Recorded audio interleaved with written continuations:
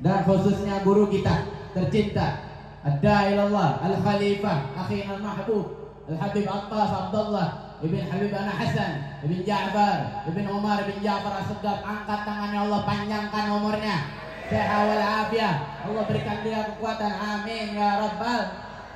Dan tamu-tamu kita yang mulia, wabil khusus guru kita tercinta Al-Habib Muhammad Al-Kaf, Al-Habib Muhsin, dan para habaib Al-Habib Ali Zainal Abidin, Al-Habib Muhammad Dibat, dan para habaib yang lainnya yang yang satu-satu tidak kita sebutkan namun tidak mengurangi rasa hormat saya.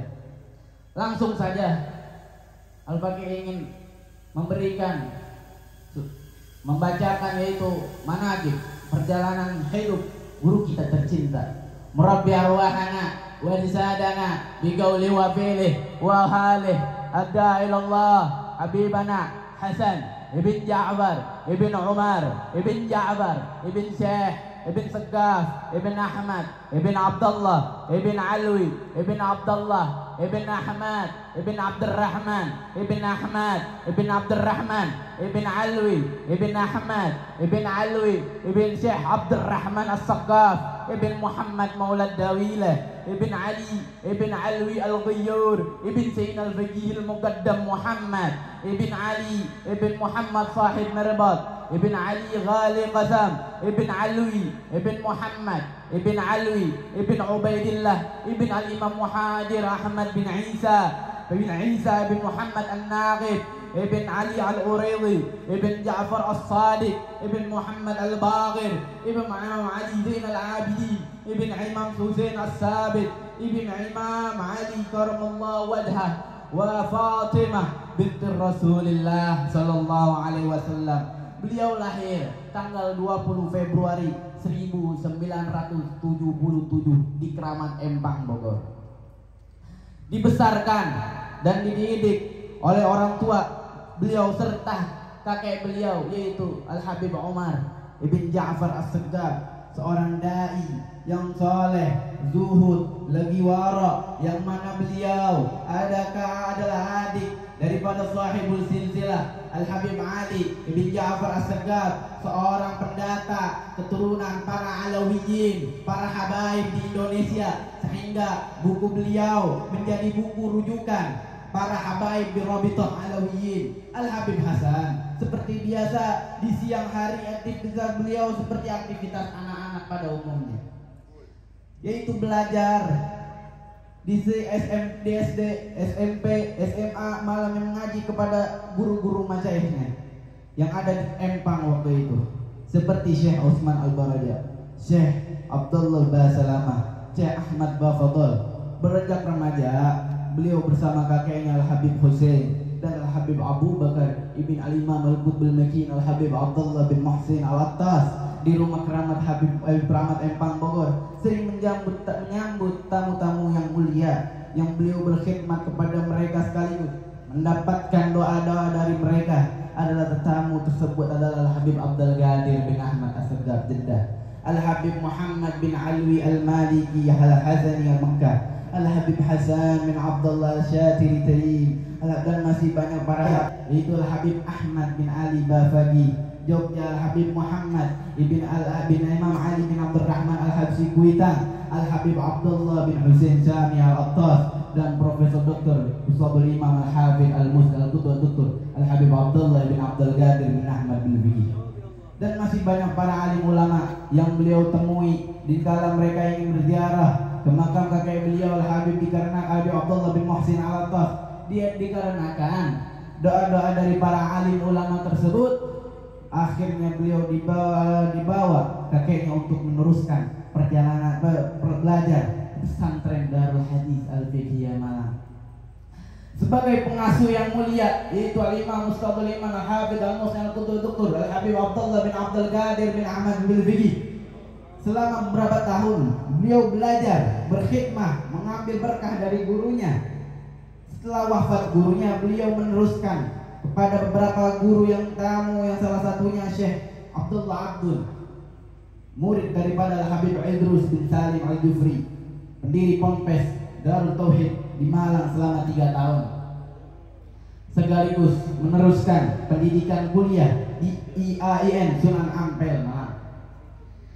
Selepas menuntut ilmu yang beliau cari di kota Malang dan lain-lainnya, beliau memutuskan untuk belajar bersama para alim ulama dan kiai-kiai yang berada di kota Jakarta. Salah satunya Al-Imam Al-Habib Al-Alamah Al-Barakah Al-Habib Abdurrahman bin Ahmad As-Saggaf Bukit Duri.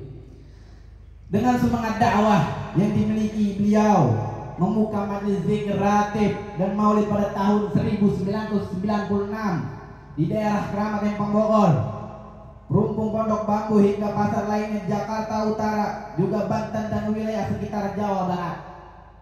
Dengan bermodalkan apa hadirin? Bermodalkan rotib dan kitab maulid dan uang 20.000 doang. Seandainya beliau meniti dakwah dari nol, terkadang beliau berjalan dari kaki dari rumah beliau di Empang sampai stasiun Bogor untuk ke Jakarta. Beliau menaiki kereta atau berjalan kaki hingga terminal. Siang hari untuk ke Jakarta, beliau naiki bus. Selama beliau jalani untuk berkhidmat untuk umatnya baginda Nabi Muhammad, merupakan estafet baginda Nabi Muhammad. Hingga akhir pada tahun 1998 terjadi krisis moneter yang menimpa Indonesia. Terjadilah huru hara, penjarahan di mana-mana, akhlak budi pekerti telah hilang. Maka terpanggillah Habib Hasan untuk berdakwah di ibu kota Jakarta. Diawali dengan datangnya beberapa anak muda di kediaman Habib Hasan di Empang Bogor yang ingin dididik oleh beliau. Maka mulailah Habib Hasan berangkat ke daerah Ciganjur yang di Jakarta Selatan.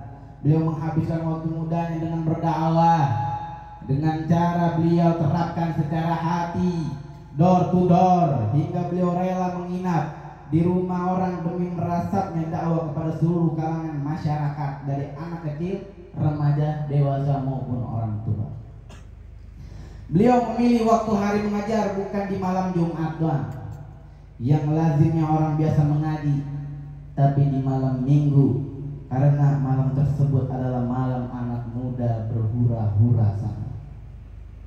Fitnah, cacian, makian, orang hasut selalu menjadi teman guru kita Habib Hasan. Beliau dari ancaman orang-orang yang belum mendapatkan hidayah, petunjuk dari Allah Subhanahu wa taala, dengan hati yang teguh, prinsip dan yakin atas kebesarannya Allah dan Rasulnya baginda Maulana Muhammad, tidak membuat getar perjuangan beliau untuk berdakwah, mengikuti beliau untuk menggali ilmu kepadanya. Dan Allah pun tidak mendiamkan hamba-hambanya yang berdekatan dengan beliau tanpa ujian cobaan terus berlanjut sampai akhirnya guru kita Habib Hasan ditinggal oleh ayahnya Habib Ja'far bin Umar bin Ja'far As-Saggaf. Kesabaran itulah jawaban dari Allah Subhanahu wa taala mengizinkan hamba-hambanya hanya beberapa orang bertambah menjadi ratusan orang yang belajar menuntut ilmu pada guru kita Habib Hasan. Ternyata kesabaran dakwah beliau terjawab, mulailah majelis ta'lim dari tadinya beberapa orang saja tambah menjadi puluhan, menjadi ribuan, hingga ratusan karena bertambahnya jamaah cukup besar. Pada akhirnya tahun 1999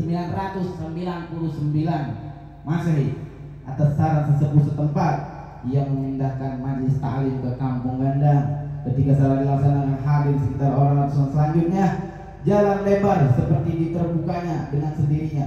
Masjid-masjid sekitar Jakarta membuka pintunya lebar-lebar dan menampung acara majelis ta'lim tahun 2000-an. Jamaahnya bertambah lagi menjadi sekitar 1.000 orang. Berdatangan seluruh penjuru Jakarta. Melihat hal ini, datanglah guru kita Habib Omar bin Hafid dari kota Teriam, yang mana lalu beliau memberi majelis dengan nama Al-Mustafa. Begitu juga dengan guru kita Habib Muhammad Anis Al-Habsyi, memberi ijazah sekaligus memberi namanya majelis kita An-Nur. Maka Habib Hasan menemui guru Sayyidul Walid Habib Abdurrahman bin Ahmad As-Saggaf Lalu beliau menyarankan dengan menggabungkan dua nama itu, yaitu menjadi Majlis Ta'lim Nurul Mustafa. Tahun demi tahun kemudian syiar Majlis Ta'lim Nurul Mustafa kian luas, melalui Burung Banjit, Murung Buncit, Mampang Perapatan, Kuningan, Kalibata hingga Kreo. Jumlah jamaahnya pun bertambah menjadi sekitar ribuan orang. Tahun demi tahun beliau yang bertambah, tetapi karunia Allah Subhanahu wa taala selalu di atas kepalanya, dan yang akhirnya Allah Subhanahu wa taala menghibur dan memperbanyak para hamba-hambanya untuk mengikuti dan namai perkumpulan dengan nama Majlis Ta'lim Nurul Mustafa. Kemudian tahun berikutnya setelah terbangunnya Habib Hasan pindah ke Jalan Manggis, depan kantor Darul Aidan Jalan Kahfi Jakarta Selatan. Di situ beliau membangun rumah dan musalla. Pada tahun itu juga Habib Hasan mengukuhkan yayasan Nurul Mustafa dengan izin resmi dari Departemen Agama tahun 2007. Majlis Ta'lim Nurul Mustafa berkembang sangat pesat. Pada tahun itu pula Habib Hasan mulai mendiami rumahnya sendiri dengan juga menjadikan kantor sekretariat Yayasan Majlis Ta'lim Nurul Mustafa, sehingga Allah Subhanahu wa taala mengizinkan pula kepada beliau untuk mengembangkan dakwah keluar daerah Jakarta seperti Tegal, Malang, Situbondo, Lampung, Sumatera, Banjar, di Kalimantan hingga keluar negeri seperti Singapura, Malaysia, Hong Kong. Dan berdatanglah para ulama di alam maupun luar negeri seperti Al-Habib Salim bin Abdullah Syadili, Al-Habib Ali bin Abdul Qadir Al-Habsi Al-Munsib Sayun, Al-Habib Hasan bin Ahmad Inad Munsib Syekh Abu Bakar bin Salim Munsib Al-Attas, itu Al-Habib Abdullah bin Ali Al-Attas, dan anak pemimpin mufti tarim sekaligus keponakan Al-Habib Umar bin Hafid, itulah Habib Abdurrahman Al-Mashhur bin Syekh Abu Bakar. Al-Habib Muhammad bin Saleh Al-Attas, pengajar Ribat Khuraidah, Al-Habib Muhammad Bakri Ahmad Zayul, Habib Kazim, Al-Habib Ali bin Abu Bakar, Kiai Haji Zainuddin Indir, Al-Amu Ustadz Ifri Bukhari, Al-Amu Ustadz Alif Al-Ilham, dan lain-lainnya. Selain Majlis Nurul Mustafa berdakwah di kalangan masyarakat menengah ke bawah, Majlis juga berdakwah sampai lapisan masyarakat, pemerintah, wali kota, apartemen pemerintah, negara, wali kota, gubernur, sampai presiden dari SB waktu itu menjabat presiden.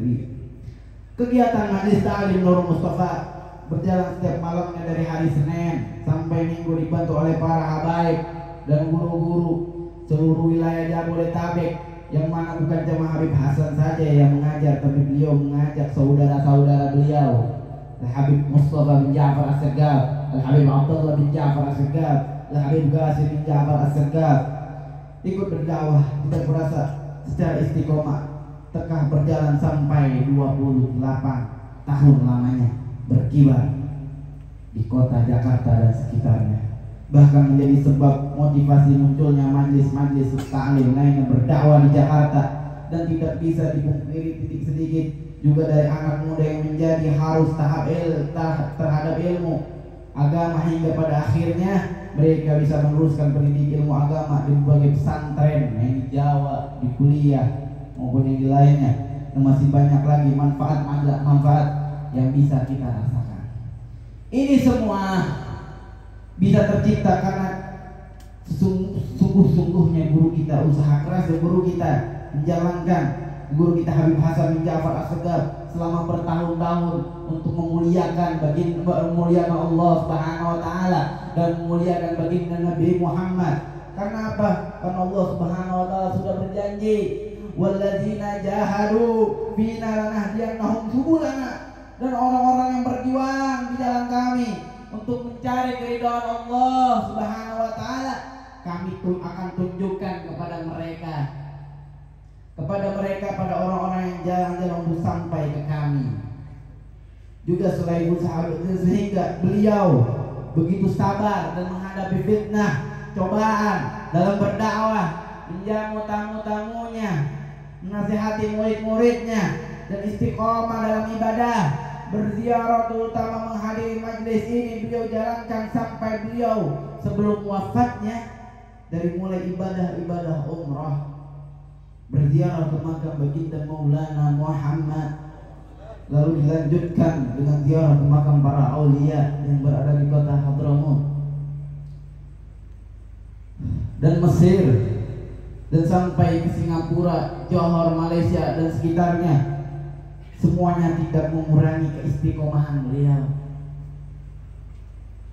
Beliau rutinitas Majlis Ta'lim Nurul Mustafa tidak menghambat rutinitas beliau. Beliau tak tiba di hari kedua di bulan suci Ramadan, biasa hingga akhir wafatnya. Beliau yang mulia setelah melaksanakan sholat, setelah melaksanakan sahur, kemudian Allahumma sholli ala Muhammad, bersama keluarganya berbuka bersama saudara-saudaranya. Setelah sholat subuh, melaksanakan sholat tarawih, pembacaan burdah, kemudian sahur bersama dan sholat subuh berjamaah dengan para murid-muridnya. Pada hari bersama murid-murid setiap sahur setelah sholat KKM Pambawur, maka di waktu duha beliau kembali menghadap Allah Subhanahu wa Ta'ala.